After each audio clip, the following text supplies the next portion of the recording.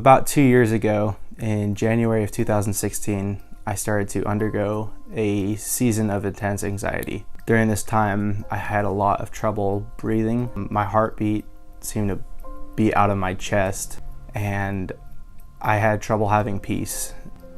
Eventually, this led to me being medicated for about a month and a half. I had a call on my life to become a worship leader, and I felt it very heavily, and I felt people confirming it, situations confirming it. God was definitely working, but still fear and doubt came in, and it started to fight against that. I was not seeking the Lord during this time.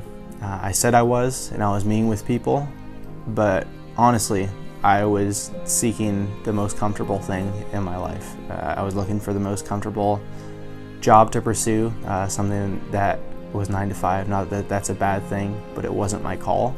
I started to grab onto that voice of anxiousness in my head and really hinder the voice of God and the Spirit of God's movement in my life.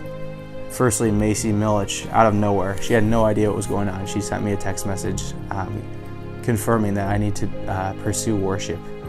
And in addition to that, the worship ministry just kept growing and moving.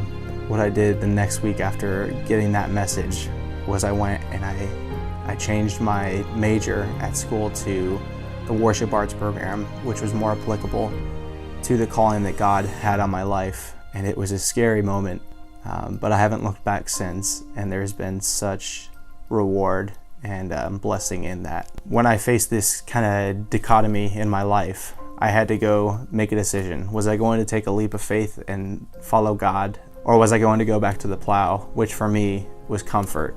For some of you, it might be fear, sin, depression.